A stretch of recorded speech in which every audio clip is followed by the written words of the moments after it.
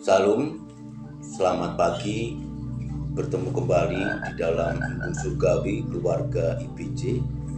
Pagi hari ini Bapak Saudara kita akan merenungkan tentang pengajaran perumpamaan Yesus Kristus mengenai lalang dan gandum di dalam Matius 13 ayat 24 sampai 30. Namun sebelumnya kita akan berdoa terlebih dahulu.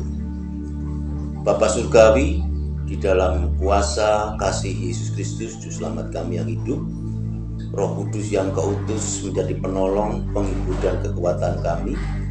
Kami sangat menikmati rasa syukur atas anugerah yang Tuhan limpahkan hari ini.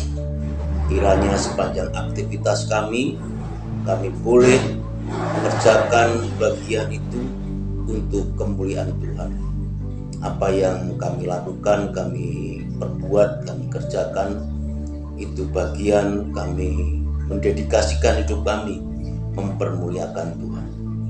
Dan kami percayakan penyertaan Tuhan, pertolongan dan perlindungan Tuhan Yesus Kristus menyertai aktivitas kami hari ini. Terima kasih Tuhan Yesus, terima kasih. Haleluya. Amin. Bapak Ibu Saudara yang saya kasih Tuhan Yesus Kristus, Indonesia sudah menikmati kemerdekaan sampai 78 tahun.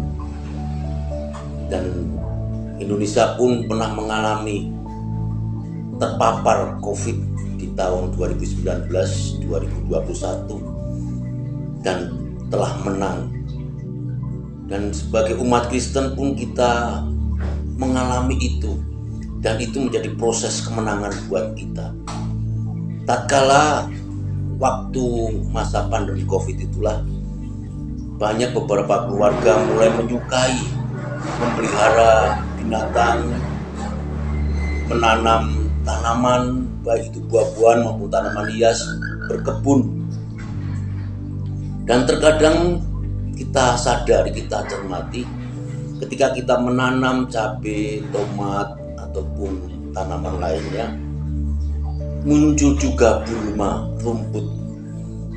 Dan itu kadang membuat pandangan apa yang kita kerjakan tidak mengenakan. Mau kita cabut, ya itu biasa, memang harus kita cabut. Tapi kalau tidak, itu mengganggu pertumbuhan tanaman yang kita tanam, yang kita rawat.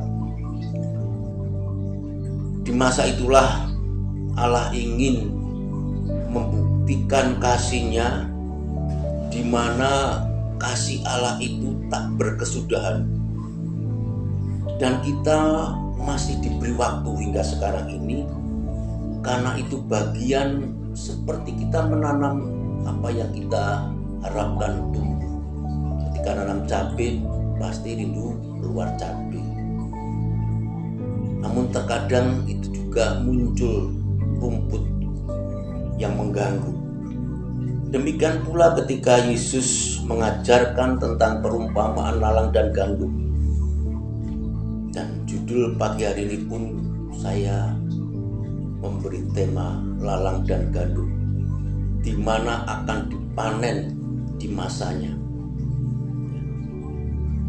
Orang yang suka berkebun di masa COVID tadi, dan juga kita lihat sekarang para pekebun, para petani tetap sama kegiatannya untuk melakukan itu.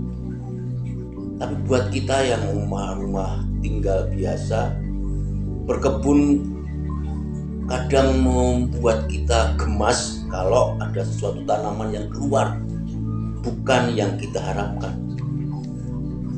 Dan kita berharap tanaman yang bukan baik itu tadi pasti dicabut. Di dalam perumpamaan Yesus mengajarkan hal yang berbeda. Bagaimana seorang penabur benih gandum di ladangnya mengetahui bahwa ada tumbuhan lain terselip di antara gandum di ayat 27. Ia sadar bahwa musuhlah yang menebarkan lalang itu. Mengapa lalang itu tidak dicabut?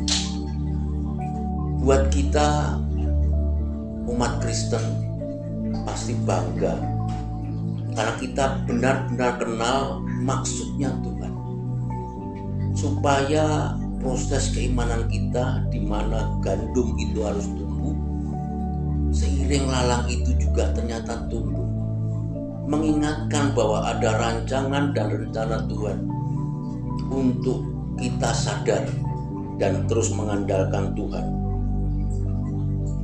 Komunitas orang beriman, gandum yang disemai disebarkan itu terselip orang-orang yang tidak percaya dalam komunitas kita juga, dan kita wajib untuk mewaspadai, ikut mengamat-amati sekeliling kita, mencari siapa kiranya yang masuk di dalam golongan gandum maupun lalang, agar kita seturut rancangan Tuhan terus.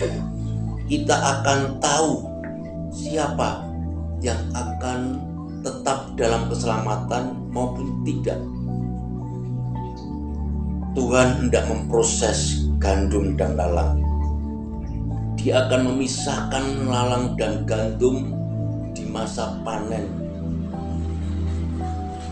Lalang diberi kesempatan untuk hidup, diberi kesempatan untuk menikmati hidup.